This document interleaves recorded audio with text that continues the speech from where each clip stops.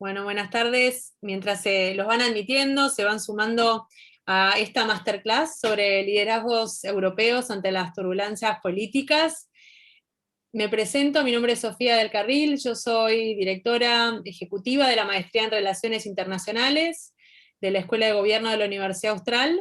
Estamos muy contentos de poder realizar esta masterclass, esta charla abierta sobre una temática muy interesante. Les cuento un poco mientras vamos sumando a todos los participantes que están en sala de espera, que el área de Relaciones Internacionales de la universidad, como la Escuela de Gobierno, es un área relativamente joven, es un área relativamente nueva, que busca contribuir al estudio de la comprensión del escenario internacional, justamente con la idea de fortalecer una inserción adecuada de nuestros países, de nuestras organizaciones y de nuestras sociedades a nivel global. Y lo hace de distintas maneras, ¿no? A través de la investigación que lleva adelante su claustro, a través de la formación, que obviamente está encabezada por la Maestría en Relaciones Internacionales, pero también por otros programas de extensión y programas como las diplomaturas en diplomacia parlamentaria, que comienza mañana, y en seguridad internacional y defensa, que comenzará en el segundo semestre. Y una tercera pata es justamente la difusión. Eventos como este nos permiten contribuir al debate público, difundiendo justamente lo que están investigando, lo que están pensando distintos profesores de la casa. La virtualidad obviamente tiene sus beneficios, poder llegar a distintas audiencias. Hoy hay gente conectada desde distintas partes de nuestro país y de distintas partes de América Latina. Así que les agradecemos a todos el interés. Si tienen preguntas o comentarios que les vayan surgiendo a lo largo de la presentación del profesor Esteban de Gori, lo van a poder hacer a través del chat. Y ya entrando a la temática que nos convoca hoy, obviamente nosotros creemos que para comprender el escenario internacional es importante investigar, estudiar y analizar distintas cuestiones, ¿no? No solamente adquirir conocimientos, sino tener la capacidad, desarrollar la capacidad de analizarlo. Y en un mundo tan interdependiente como en el que vivimos hoy, es importante conocer la actualidad de lo que sucede en distintas regiones, entre ellas en Europa. Así que para eso estamos en inmejorable compañía, nos acompaña Esteban de Gori. Esteban es sociólogo, tiene un doctorado en ciencias sociales, es analista político, es profesor de la Universidad de Buenos Aires y profesor de la Universidad Austral de una materia que se llama la relación de la Argentina con la Unión Europea. Así que Esteban, te paso la palabra, bienvenido, bienvenidos a todos, y bueno, te escuchamos atentamente. Muchas gracias.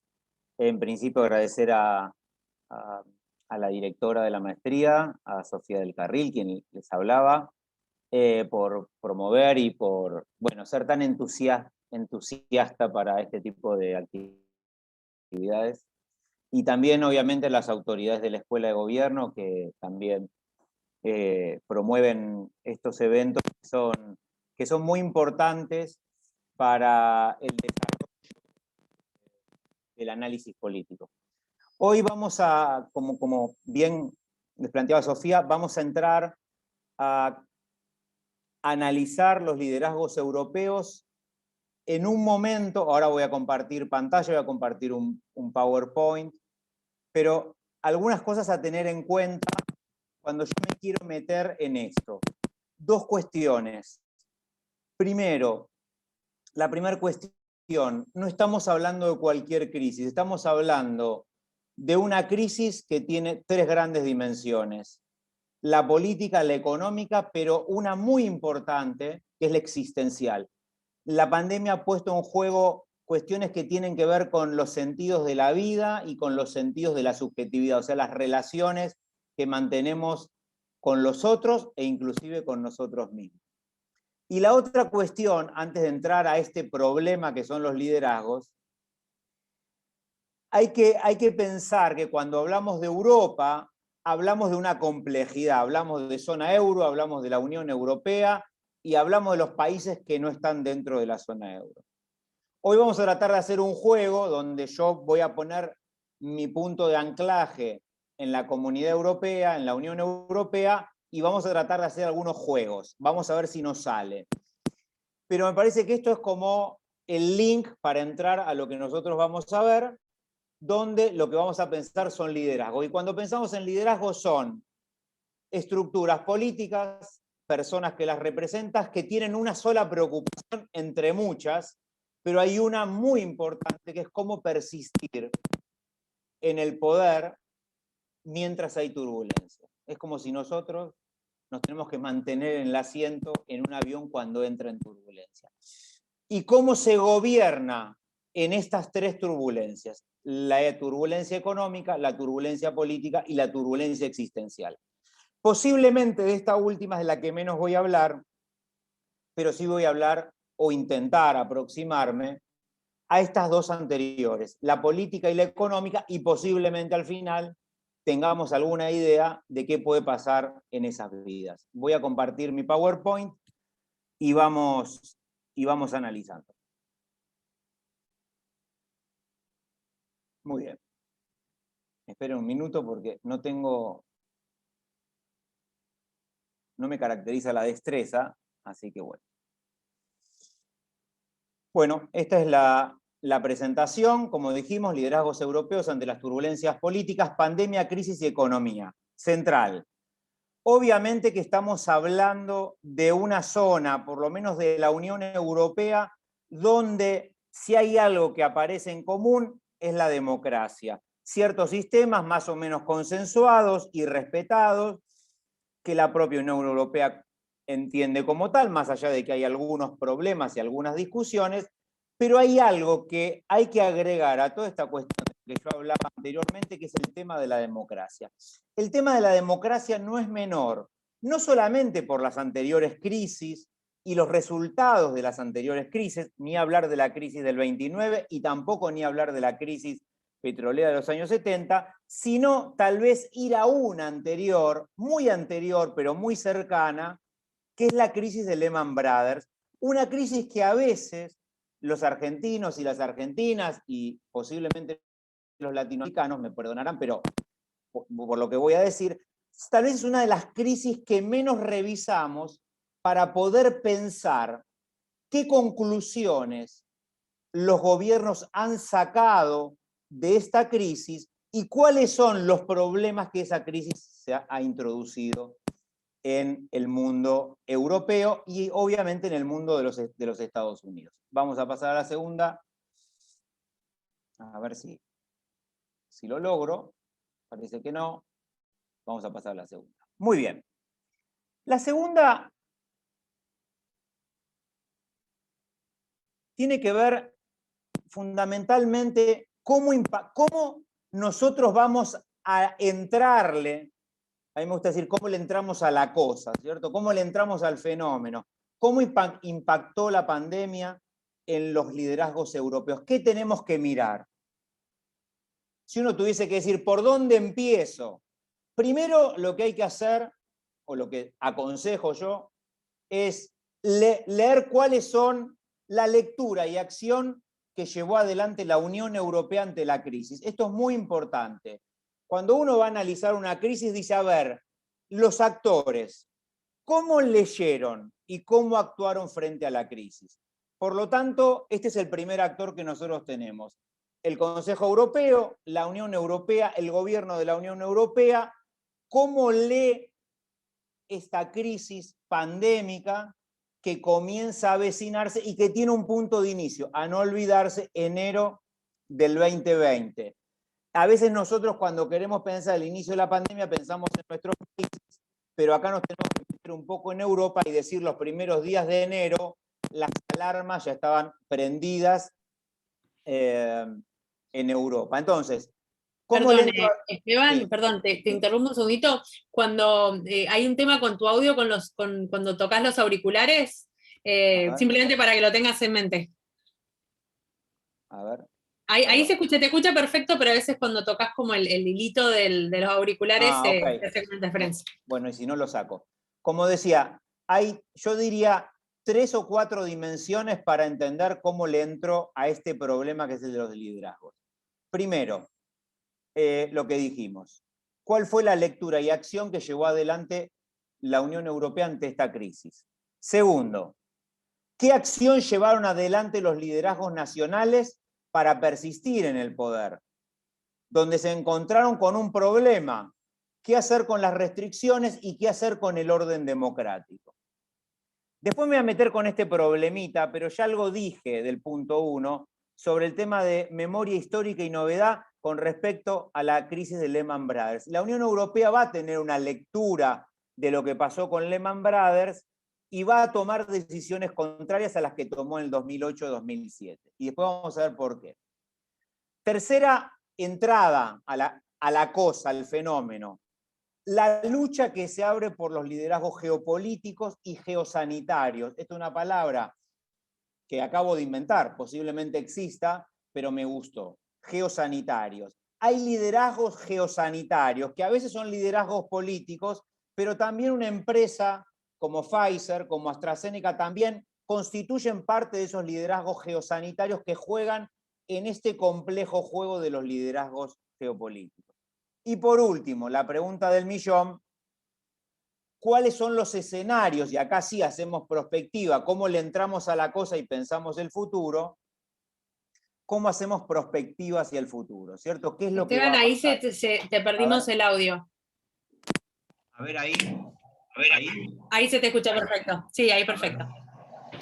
Bueno. Y la cuarta dimensión, yo diría, es fundamentalmente esta, una perspectiva hacia el futuro. ¿Qué quiere decir una perspectiva hacia el futuro? ¿Cómo pensamos lo que viene? Viene el caos, viene la fragmentación soberanista, algo que ya existió o intentó de alguna manera propiciarse en Europa, o la estabilidad en una suerte de hibridez o de convivencia con zonas caóticas. Estas son las 4 entradas, 3 entradas yo diría analíticas, duras, y una entrada prospectiva hacia adelante. Vamos a la tercera diapositiva. Esto me parece importante. Hay 2 crisis de las cuales yo tendría mucho atino a tener en cuenta. Primero, obviamente, que esta es nodal, central para el siglo XXI, pero también la crisis de Lehman Brothers. ¿Por qué digo esto? Porque hay diferencias notables en la forma de gestión de la crisis. Mientras que en la crisis de Lehman Brothers, la mirada, la gestión de la crisis por parte de la Unión Europea estuvo centrada en rescatar el sistema financiero, ahora nosotros vamos a ver que en la crisis pandémica moviliza otro tipo de gestión, ¿sí? Y la gestión ahora va a estar más puesta ¿dónde? En las necesidades sociales, va a estar más puesta en algunos actores sociales y sobre todo en 2 estratos, diría yo, que son los trabajadores y trabajadoras con menores sueldos y los más precarizados e inclusive informales de algunas zonas europeas. ¿Por qué toma esta decisión la Unión Europea? Porque después de la crisis de Lehman Brothers suceden 2 o 3 cosas muy importantes a tener en cuenta y que van a generar un problema para la propia Unión Europea, que es la crisis griega, la crisis española y el gran peso, sobre todo de la deuda que tuvo en Italia. Porque de alguna manera estos 3 ejemplos, hay otros, estos 3 ejemplos van a motorizar, primero, discusiones al interior del sistema político nacional, el nacimiento de Syriza, el nacimiento de Podemos, la modificación del sistema político italiano, el nacimiento del movimiento Cinque Stelle, la reformulación de la Liga o de la Lega de Salvini, y comienzan a plantearse un conjunto de situaciones que se inscriben en una suerte de tradición eurocentrista o antieuropea. Por eso, la primera reacción que toma la Unión Europea no es rescatar a algunos actores, sino rescatar a otros. Por lo tanto, si uno observa rápidamente la forma en que gestionan la crisis, lo primero que nosotros observamos es que en la crisis pandémica la Unión Europea va a no solamente intervenir, sino que va a intervenir con fondos, un fondo de 750.000 millones de euros, más una ayuda extra del Banco Central, que por primera vez, y esto hay que anotarlo porque es una novedad, por primera vez permite el aumento del gasto público y la toma de deuda. Por lo tanto, se suspende una regla de oro en Europa, que es el Pacto de Estabilidad y Crecimiento. Si hay algo que uno podría decir, ¿cuál era la columna vertebral del desarrollo económico europeo imaginado en los 90? Había sido este pacto. Este pacto ahora se suspende. Y esto me parece que es una de las novedades políticas y económicas más importantes. ¿Por qué?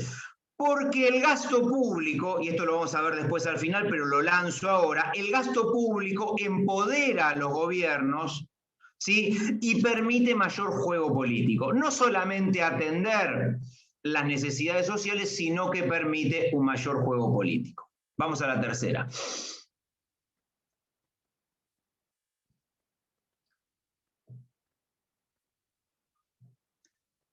Me quiero detener en esto porque acá es fundamental la perspectiva de la crisis. A mí me gusta llamar la perspectiva de los actores en crisis. Es interesante, cuando uno hace análisis político, uno puede hacer análisis de coyuntura, pero hay algo muy interesante, sobre todo en el análisis político, cómo observamos aquello que dicen y hacen las personas cuando las cosas se caen. Y es interesante porque nosotros hoy podemos ver casi en desarrollo y de manera simultánea cómo opinan los actores de este drama mientras las cosas se caen. Voy a tomar 4 frases que me parecen muy relevantes para entender este nuevo cambio, esta nueva perspectiva de gestión de la crisis diferente a Lehman Brothers. Jefe de la Oficina de Responsabilidad Presupuestaria del Reino Unido. Este no es momento de ser puntillosos en torno a las preocupaciones habituales sobre la deuda del sector público, ya que estamos en una situación típica de épocas de guerra. El primer ministro español, voy reduciendo, había pedido la implementación de un plan Marshall. Si uno recuerda lo que es un plan Marshall, entre otras cosas, lo que uno podría decir es una inyección de capitales muy importantes para la reconstrucción, y en este caso se está refiriendo a la reconstrucción social y a la reconstrucción empresarial. Tal vez esta es una de las frases más impactantes de un líder conservador como Boris Johnson, que va a decir: creo que ha llegado el momento de dar un enfoque rooseveltiano al Reino Unido. Y posiblemente esto no sea solamente para Boris Johnson y el Reino Unido, sino que también es para la zona euro. Esto es muy importante. Vuelve sobre la crisis la idea del pacto y vuelve sobre la idea de crisis alguna memoria keynesiana y alguna memoria que supone que hay que rescatar la economía desde la propia inversión estatal. Y por último, tal vez la más importante porque estamos hablando de la canciller Merkel, Katy Adler, que es una de las editoras en Análisis Europeo, tiene una frase, una descripción muy interesante también a tener en cuenta. Dice: la canciller Merkel ha concedido mucho. Acordó abiertamente con Francia que cualquier dinero de este fondo asignado a un país necesitado de la Unión Europea debería ser una subvención y no un préstamo. Es importante destacar que esto significa no aumentar las deudas de economías ya débiles antes de la pandemia. Esto es muy importante porque durante Lehman Brothers terminan aumentándose las deudas de algunos de estos países que después van a entrar en crisis. Así que tener en cuenta la perspectiva de los actores que están viendo cómo la cosa se va desmantelando, cómo la estantería se mueve, me parece que es un lugar para entrarle para pensar cómo se va a empezar a actuar. Vamos a la próxima.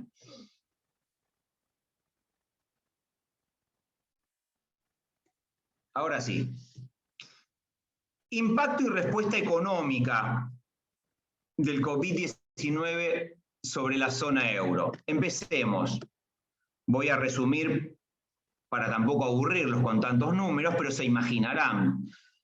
Efectivamente, en el 2020 hay un desplome de la economía de la zona euro de un 12%. Estamos hablando, para que ustedes tengan idea, estamos hablando de caídas económicas que en algunos países no se ven desde la posguerra. Estamos hablando que la pandemia no solamente introduce una idea de guerra, no solamente va a traer más muertos, inclusive que la Segunda Guerra Mundial, sino que va a traer crisis económicas que no se ven en algunos países desde la propia Segunda Guerra Mundial. Para que ustedes puedan tener una idea para poder dimensionar cómo estas personas tienen que gobernar, ¿sí? Y por qué cambia la forma de gestión de la crisis con respecto a la del 2008.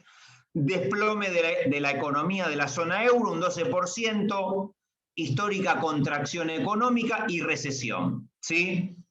España, Portugal, Francia e Italia son los países más afectados. Fíjense, la caída es 4 veces superior al efecto de Lehman Brothers. Para que ustedes tengan en cuenta, de estos 4 países, 2 van a entrar en crisis, o por lo menos van a entrar en crisis preocupantes, como va a ser la Italia de Giuseppe Conte, ¿sí? Y la España de José Sánchez con los últimos resultados electorales, ¿sí? Y la victoria del PP en Madrid. Así que fíjense. Segunda cuestión. Aumento del desempleo y precarización. Todos los datos de este año son datos absolutamente negativos y fundamentalmente hay 2 fibras, yo le diría 2 fibras muy sensibles del mundo empleador europeo, que son los comercios y todo lo que tiene que ver con el turismo. Hay una clausura de estos 2 rubros muy importantes que aumenta el desempleo y la precarización. Tercera cuestión, crecimiento, y acá empiezan las respuestas. Miren qué importante, ¿de dónde se van a destinar los 750.000 millones de euros más los préstamos que da el Banco Central Europeo? Subsidios a los desempleados, soluciones para los servicios públicos, moratorias para los impuestos y soluciones vinculadas al tema de los alquileres. Esas cuestiones las vamos a ver en Bélgica, Dinamarca, Francia y Alemania. Cuarta cuestión, como respuesta, bonos para desempleados y subsidio al cuidado. Es interesante. Esto es muy importante en Italia y en Portugal y fundamentalmente ayuda a pequeñas y medianas y grandes empresas en Alemania. Quinto, miren qué interesante, Croacia va a inclusive introducir límites a los precios de los alimentos. Hay que saber que la zona euro es la Unión Europea es un espacio de producción agrícola, pero efectivamente en Croacia va a haber problemas con los precios del mercado de alimentos que va a llevar a que el gobierno de Croacia ponga límites a sus precios. Y obviamente la mayoría de estos países, para poder resistir, también como respuestas van a tomar deuda. Así que fíjense el panorama, fíjense el salvataje que la Unión Europea propone, ¿sí?, para sus países. Vamos a la que sigue.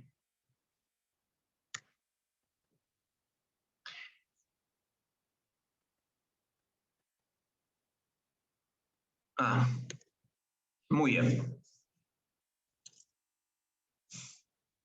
Aquí, a ver si puedo Aquí estamos hablando de la caída de las exportaciones y del comercio intracomunitario. No sé si se ve, pero no importa.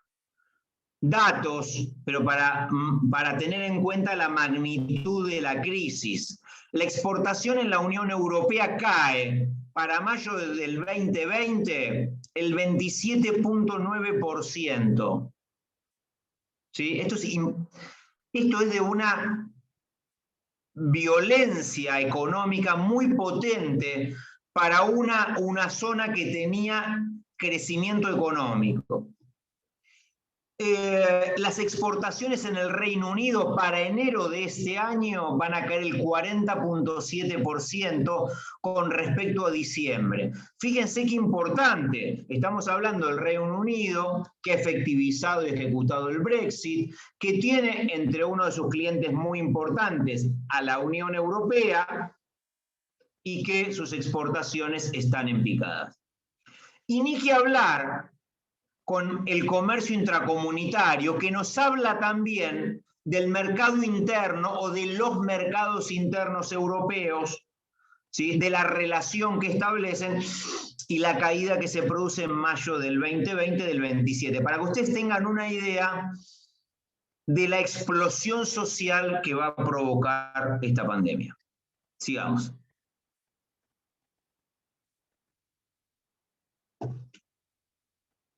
Me quiero detener un poquito acá.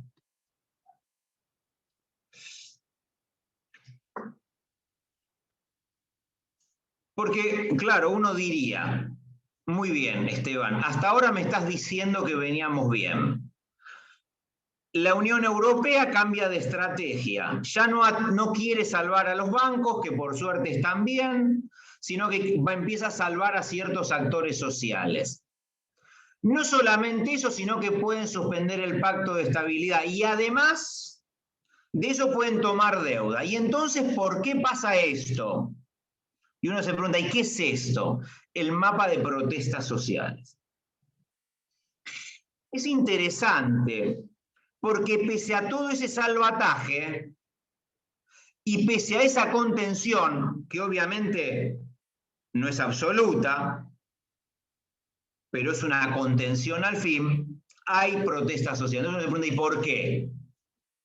¿Por qué hay más protestas que inclusive durante Lehman Brothers? ¿Por qué?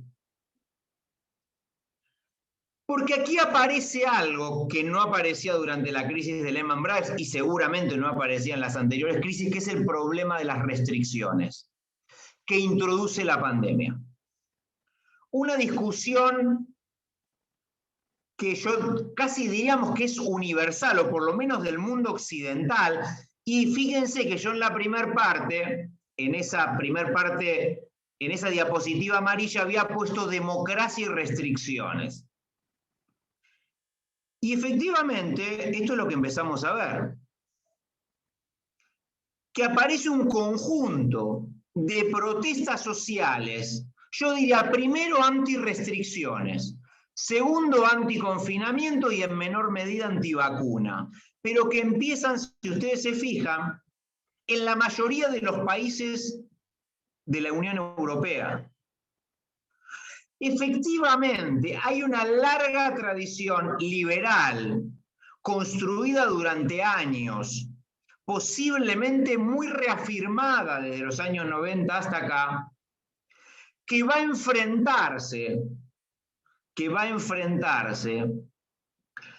a todo tipo de restricciones y de intervención estatal. ¿Por qué digo esto? Porque no es lo mismo la intervención estatal económica que la intervención estatal que organiza la circulación. Y ni que hablar de estados que organizan la protesta, como por ejemplo en Hungría, ¿sí? O en determinados países que han planteado la regulación del espacio público a la hora de manifestarse, a la hora de reunirse o a la hora de concentrarse. Esto es muy importante. Efectivamente, hay algo que empieza a coagularse en este proceso, que es una tensión muy potente entre las restricciones y los derechos individuales.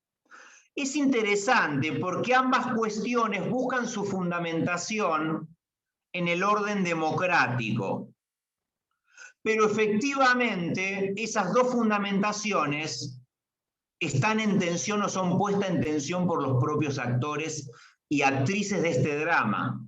Por eso el conjunto de protestas. Hay un conjunto de protestas que van a asignar a los distintos países y que inclusive en países como Italia y en países como España va a poner en duda o va a erosionar, y esto es una palabra que vamos a usar, y va a desgastar a los liderazgos. Si ya la pandemia per se supone un desgaste del liderazgo, porque los liderazgos ahora tienen que esforzarse más, eso me gusta pensarlo. El ejercer el poder es un gran trabajo para permanecer. Por lo tanto, imagínense permanecer en estas situaciones. Por tanto, muchos países se van a encontrar con algo inimaginado, que son protestas contra el confinamiento, contra las restricciones y tal vez en menor medida contra el tema de las vacunas, ¿sí? Que eso se puede ver en Alemania y tal vez en algunos otros países. Pero hay que anotar esto, de esta complejidad de salvataje económico y multiplicación de la protesta social. Y el desgaste desmedido que introduce algunos liderazgos, como por ejemplo el caso de Italia, donde Giuseppe Conte va a tener que renunciar, y el caso de España. Ahora vamos a ver cómo estas protestas impactan en el mundo político.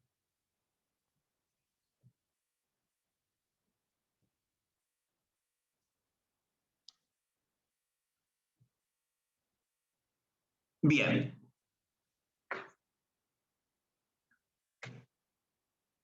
Toda transformación, esto es como una especie de hipótesis sociológica que uno tiene que siempre considerar. Cuando se producen grandes transformaciones, cuando se producen grandes crisis, hay cosas que no van a pasar al otro día, pero que van a tener resonancia, que van a irse como construyéndose debajo de una escena y que de repente salen. ¿Sí? En algunos casos, esta pandemia ha acelerado procesos que ya venían produciéndose, ha acelerado debilidades, como también ha acelerado no solamente desigualdades sociales, sino que también ha acelerado problemas políticos. Fíjense qué interesante.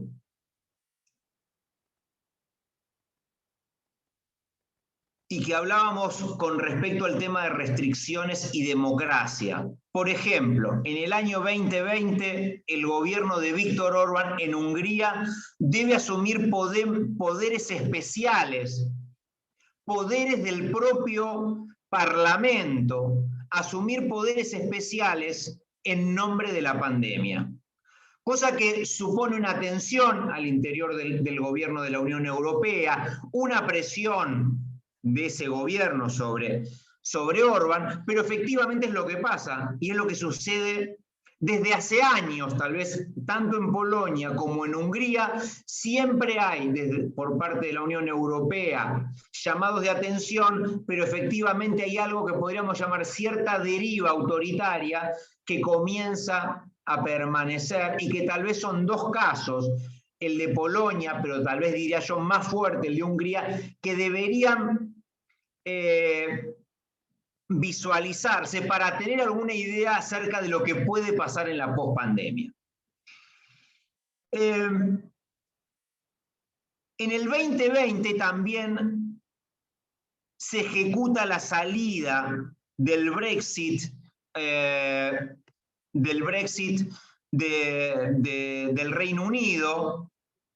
Y Boris Johnson, ese mismo año, que de alguna manera había sido un gran partidario del Brexit, también logra sortear la crisis. Tiene una crisis en su gabinete, pero fíjense que la ejecución y la salida del Reino Unido de Europa va a traer varios problemas. No solamente el problema de cómo resuelve la relación con Europa, sino también ese partidario del Brexit que había tenido fuerte legitimidad también se encuentra con los problemas que la propia crisis sanitaria le introduce, conociendo que tal vez fue uno de los líderes que entró más tarde a la preocupación acerca de la pandemia. Irlanda, sí, que es otro de los países de la Unión Europea, en el 2020 asume un nuevo partido, un partido de centro, que es parte de una coalición entre Michael Martin y otro dirigente político de nombre hindú, que es médico y que va a tener un papel muy importante en Irlanda en la discusión sobre la pandemia. Fíjense que de alguna manera aquellos que habían tenido una posición más firme sobre el tema de la pandemia en Irlanda van a ganar las elecciones. En Italia, como ya dijimos, en el 2021 cae Giuseppe Conte, posiblemente ya su alianza era una alianza muy precaria, sobre todo con un actor político, con Matteo Renzi, que tenía muy pocos diputados, pero su salida del gobierno abre su caída y hoy Italia es gobernada por lo que se denomina un gobierno técnico a la espera de nuevas elecciones. Y por último, tal vez el cambio político más interesante por lo que implicó, porque de alguna manera, tanto lo de Conte como lo de España se vinculan con lo del 2008, con la crisis de Lehman Brothers. De alguna manera, en la caída de Giuseppe Conte hay algo de esa transformación que se produjo desde el 2008, de la crisis de Lehman Brothers en Italia, que se quebró. Y posiblemente en España pasó lo mismo. Hay algo de lo que potenció la crisis del 2008 en España y que tiene dos nombres, Podemos y Ciudadanos, que en el 2021 perdieron una representación que habían logrado durante los últimos años. Posiblemente Ciudadanos ha desaparecido del mapa, inclusive de la Comunidad de Madrid, y Podemos perdió un lugar muy importante en la representación política, no solamente de Madrid, sino de España. Así que vean cómo de alguna manera esas protestas sociales y la turbulencia política que es gestionar una crisis, con esas tres dimensiones, la dimensión política, la dimensión económica y la dimensión existencial, abre, ¿sí?, todas estas complejidades. Complejidades donde, ¿sí?, como decía, vienen a acelerarse o vienen a multiplicarse en el caso de que anteriormente a la crisis ya hayan estado con algunos problemas. Y eso es lo que pasa en España, eso es lo que pasa en Italia, posiblemente eso es lo que pasaba en Irlanda y demás.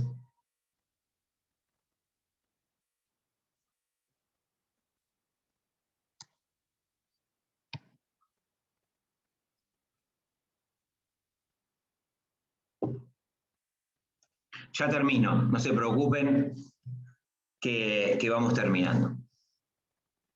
Algunas características de los liderazgos europeos. A ver, lo que uno tendría que decir después de la diapositiva anterior es ¿todos se cayeron? No. Primer dato importante, la mayoría persistió, ¿sí? Ni siquiera hubo mayoritariamente cambios de gobierno, o sea que hubo una continuidad. Casi uno podría decir que el salvataje económico y del gasto público, este empoderamiento sirvió, ¿sí?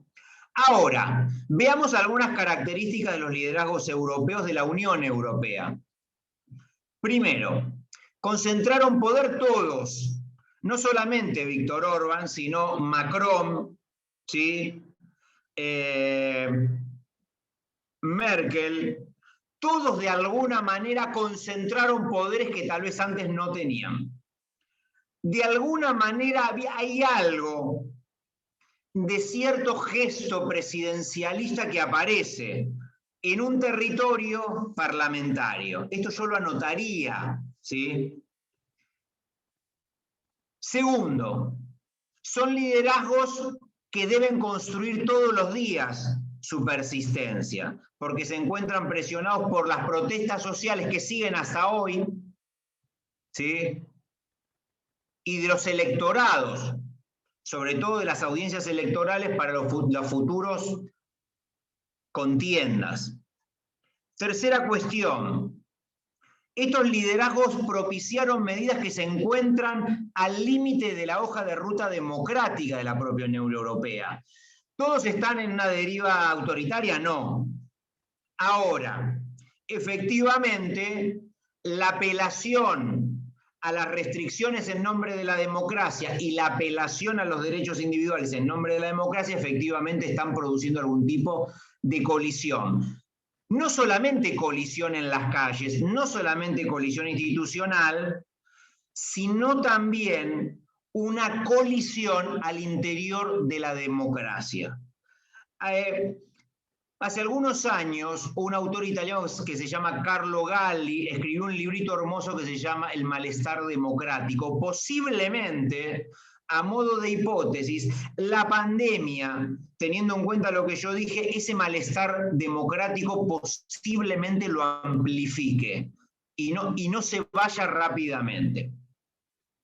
Y por último, facultades en esta recuperación del poder, facultades que fueron retiradas a los parlamentos.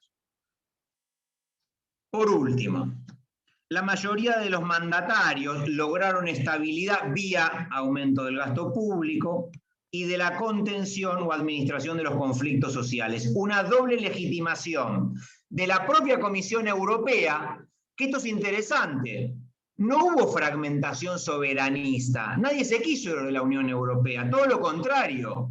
Todos se quisieron quedar, por tanto, esta crisis relegitimó a la Comisión Europea y también relegitimó a la mayoría de los liderazgos nacionales. ¿Sí? A su vez, es interesante, no hay soberanismos fuertes, ¿sí?, en ascenso, ni espacios con capacidad de cuestionar a Alemania ni Francia. Uno podría preguntarse, ¿y Vox? Vox todavía está por ver. ¿Sí? Yo diría, hay que esperarlo todavía, a ver si efectivamente van a poner en cuestión algo, pero es importante entender que por ahora están dentro del mundo de la Unión Europea. Y otras expresiones, tal vez de ultraderecha, están por ahora o la mayoría en ese camino o están muy debilitados.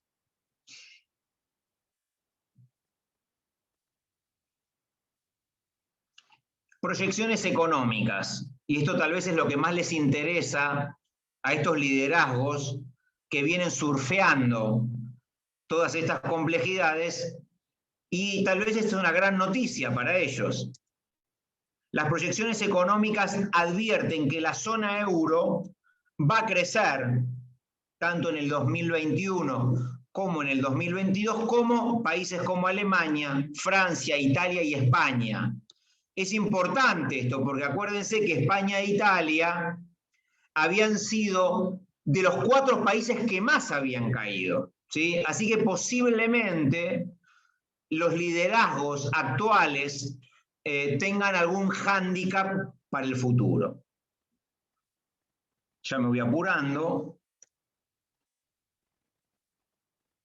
Esto, liderazgos y vacuna. Lo voy a resumir para que no se terminen aburriendo. Erosión. Como dijimos, la pandemia ha erosionado los liderazgos, introduce incertidumbre sobre el manejo de lo público, ¿sí? Y las restricciones de las que yo hablé aumentaron la tensión social y el malestar democrático. La gestión de la pandemia introduce otra cosa, que es la sanación, o sea, la cura. La pandemia tuvo un primer momento que era el momento de la incertidumbre absoluta. La vacunación o la vacuna cierra parte de esa incertidumbre. Por lo tanto, cualquier cosa que cierre incertidumbres es una gran herramienta política. Sí, y esto es muy importante.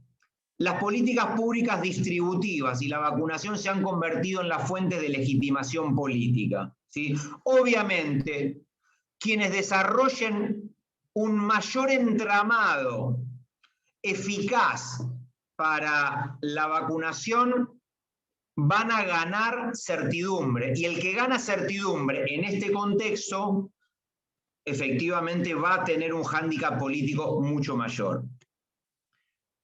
Malta y Hungría hoy son los países con mayor inoculación de la pauta completa, o sea, de las 2 dosis. ¿Sí?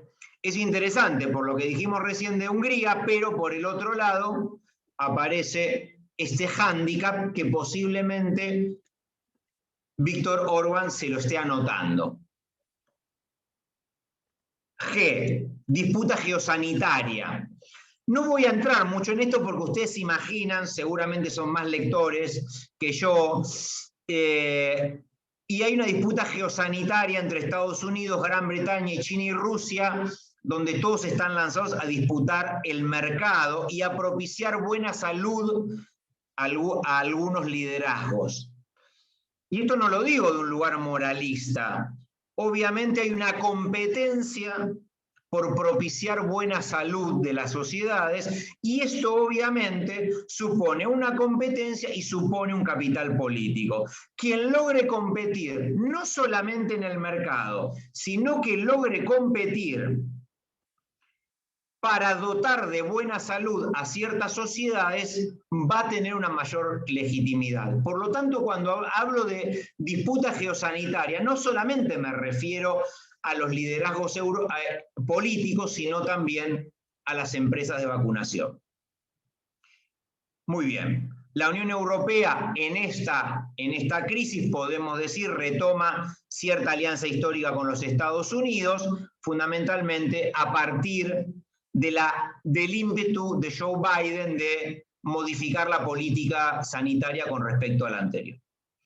Y la pregunta sobre el futuro, el orden precario, o por lo menos esta es mi hipótesis, ya vamos terminando.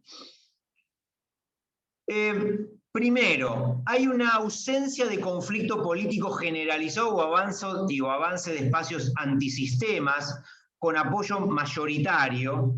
Ahora, eso no quiere decir que no es que no va a pasar nada. Posiblemente tengamos que ver transformaciones que obliguen a situaciones híbridas de estabilidad y conflicto. Posiblemente estemos más cerca de una idea de estabilidad precaria que a una idea de caos o a una idea de armonía. Y con esto vamos terminando. Espero que les haya servido y cualquier conclusión, que hay algunas que tengo, pero seguramente con las preguntas de ustedes vamos a desarrollarla. Muchas gracias. Bueno, muchas gracias. Gracias, Esteban. A todos los participantes, simplemente les queríamos comentar que pueden hacer preguntas a través del chat, ya sea preguntas que pueden ver todos los otros participantes o preguntas directamente a mí o a Esteban, así que si tienen consultas pueden usar esa vía. Una primera pregunta tiene que ver tal vez con una cuestión de la que se habla mucho, no sé si se habla tanto en Argentina, pero se habla mucho, por lo menos a nivel internacional, que tiene que ver con esta idea de recesión democrática, ¿no? De crisis de la democracia liberal, y de si esta pandemia y la reacción que los distintos liderazgos tuvieron iba a fortalecer o no a ciertos autoritarismos. Recién mostrabas esta cifra que yo desconocía de Hungría y Malta, me imagino que eso debe llevar mucha agua para el molino de los liderazgos como los de Orbán. ¿Te parece que primero si estás de acuerdo con este diagnóstico que es muy controvertido de recesión democrática por un lado, y después preguntarte si pensás que todas estas medidas de restricciones, que obviamente, y no avasallamiento, pero sí de utilizar, digamos, poderes o facultades que antes eran del legislativo. ¿Pensás que forma parte de esta oleada de recesión democrática? ¿Lo ves algo como más una cuestión transitoria que tiene que ver con este momento tan especial que estamos viviendo? Esa sería la primera pregunta. Yo creo que el tema de las restricciones, me parece que es el punto central, es lo que agrava un malestar democrático que proviene, yo creo, del 2008. Pero en el 2008 hay un malestar democrático que no está puesto en las restricciones, sino todo lo contrario. Está puesto en una mirada de la Unión Europea de decir, bueno, ¿a quién salvamos? Y me parece que la Unión Europea en ese momento decidió llevar adelante la política de Obama, que fue salvar a ciertas corporaciones, que fue salvar al mundo financiero. Posiblemente Obama lo hizo con una mayor eficacia, después lo va a pagar electoralmente, pero lo hizo con una mayor eficacia en su gobierno que Europa, porque Europa pocos años después tenés la crisis de Grecia, donde aparece Syriza, la crisis del 15M 2011 en España, donde aparece Podemos, pero no solamente Podemos, sino también que aparece Ciudadanos, y en Grecia no nos olvidemos de Amanecer Dorado, ¿cierto? O sea, que aparecen los dos polos del soberanismo. Yo creo que ahí la Unión Europea dijo, a ver, ¿qué nos pasó? ¿Sí? ¿Qué nos pasó? Y efectivamente por eso cambia el eje. Dice, bueno, 2008 hicimos una cosa, 2020 hacemos otra. Ahora, me parece que ahora el problema de la democracia no viene por el salvataje, digamos, por el salvataje del libre mercado. Viene justamente por la restricción a los derechos individuales entre los que está el libre mercado, pero donde no está en discusión el libre mercado, donde está en discusión es la libertad individual.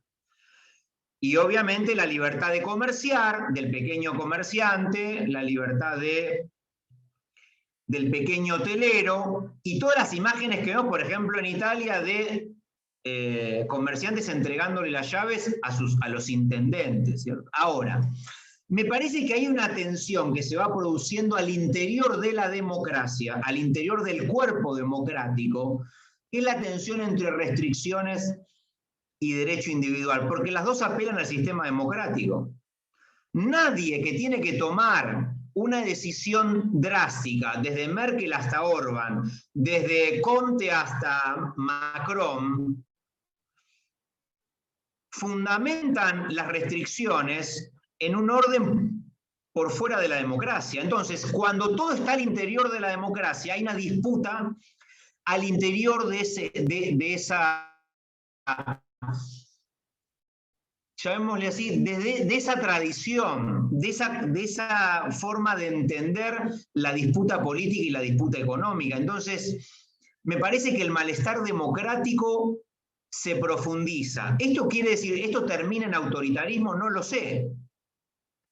Porque hay casos, yo me acuerdo cuando uno discutía la crisis del 30. Bueno, en la crisis del 30, yo recuerdo que países como Inglaterra, como el Reino Unido y Francia seguían apostando por la democracia liberal. ¿Se entiende? Lo que quiero decir es que me parece que yo no me aventuraría tan rápido a decir la crisis trae liderazgos fuertes. No. Posiblemente esa fortaleza entrañe problemas políticos a posteriori. Posiblemente traiga problemas políticos a posteriori. Entonces, no lo sé si efectivamente este tipo de crisis, donde yo introduje, por eso al principio, la dimensión existencial, el resultado de eso es la vuelta de liderazgos autoritarios. Creo que Estados Unidos es el mejor ejemplo. En Estados Unidos está claro que la contracara de Trump no es otro Trump con buenos modales. Es Biden. Entonces, con todo lo que implicó.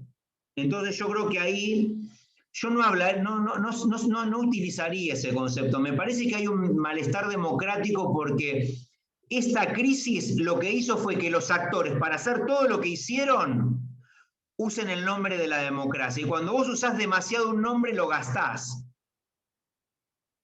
Posiblemente eso es lo que esté pasando.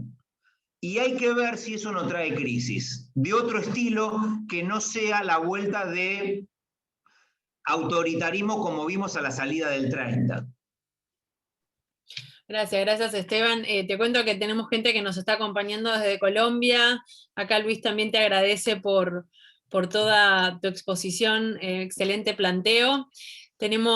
Acá también tenemos gente de Uruguay que nos acompaña y también te agradece por la exposición.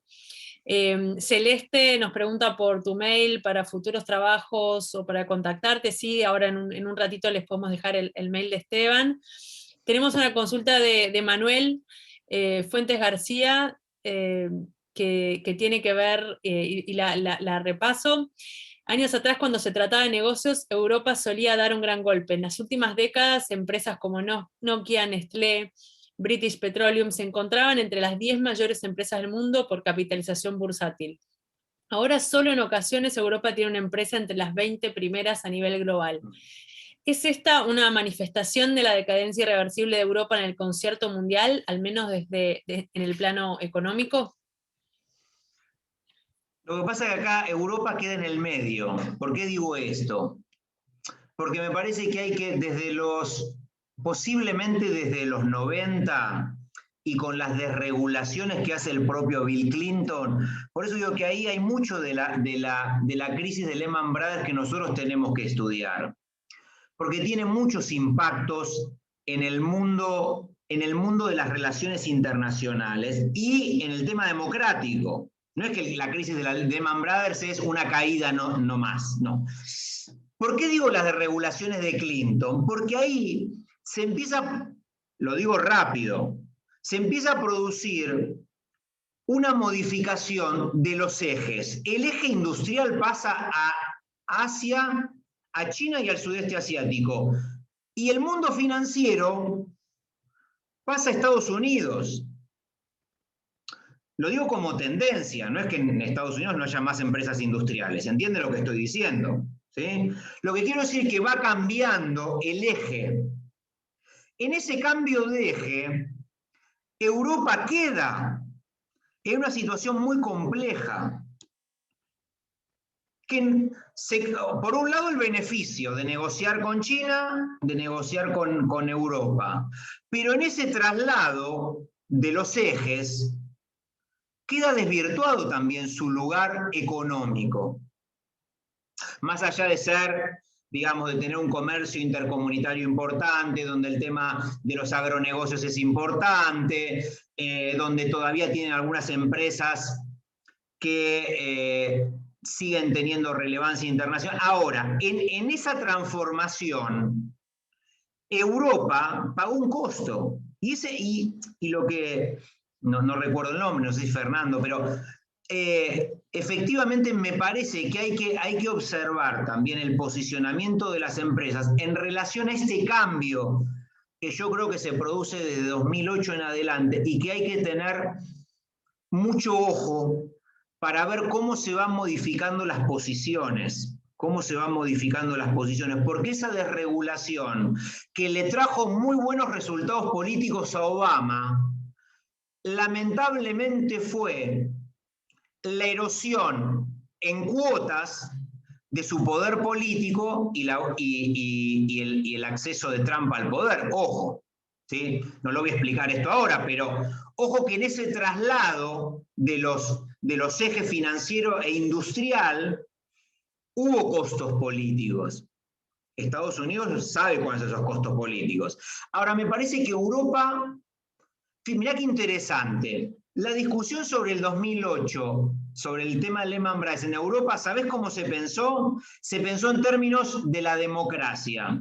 Es interesante porque lo que uno más puede leer sobre el malestar democrático en Europa, sobre el malestar democrático del 2008 es en Europa. Ahora, sobre lo que pasó en términos económicos, mucho no sabemos. Y yo creo que ahí hay algo de lo cual hay que tirar. Me parece que es una buena pregunta esa.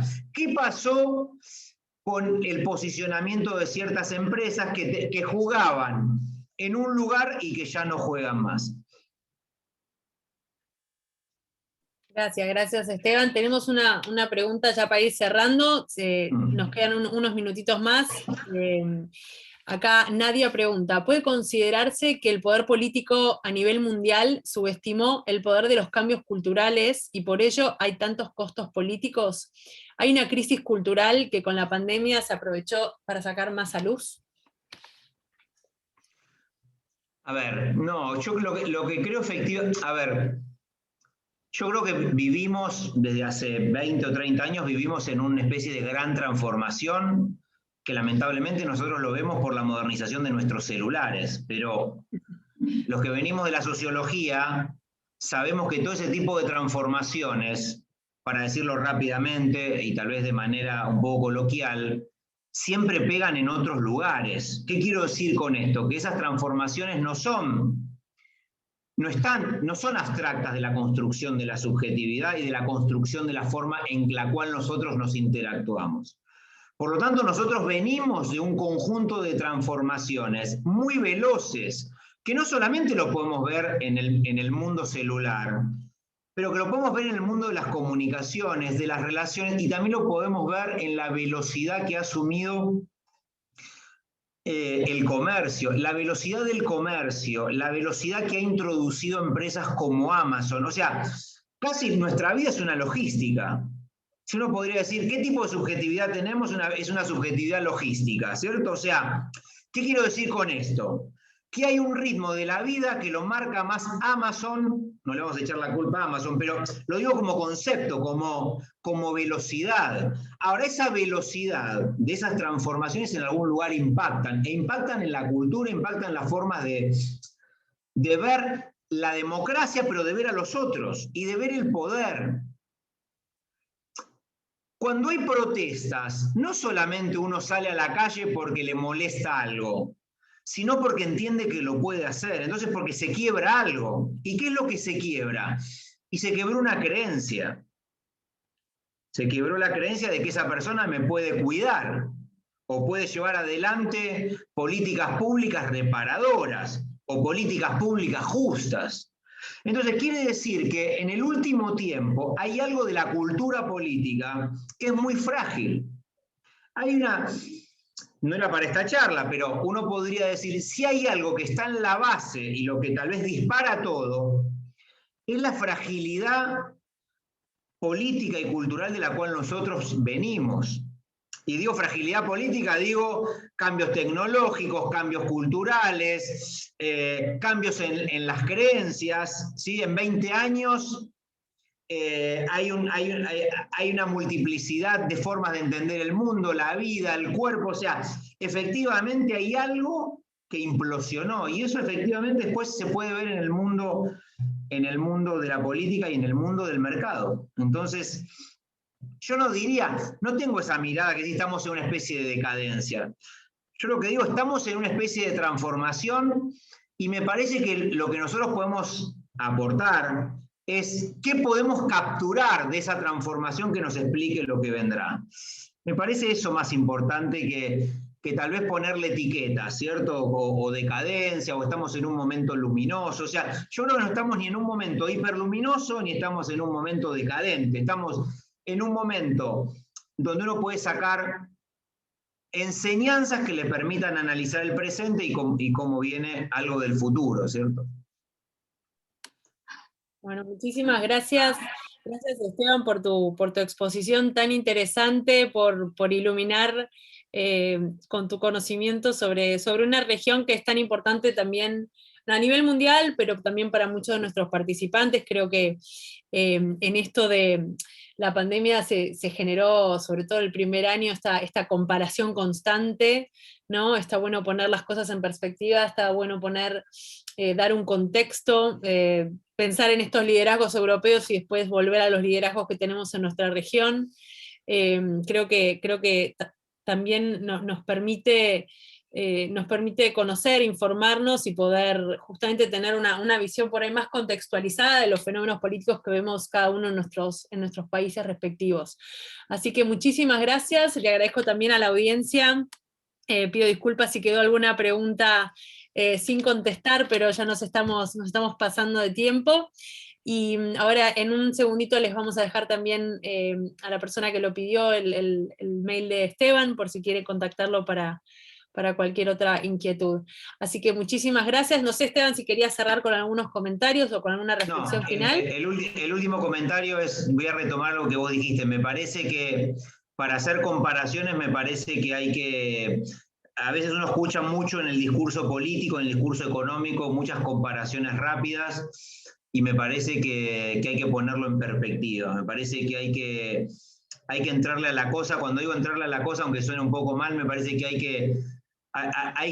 que descender a los procesos, ver un poco las trayectorias, ver los impactos de la crisis, ver cómo esos países resolvieron otras crisis. Me parece que hay que volver a cierta idea de que hay alguna sabiduría, para decir, alguna sabiduría social que está en los países, de cómo resolvieron crisis de los cuales hay que partir.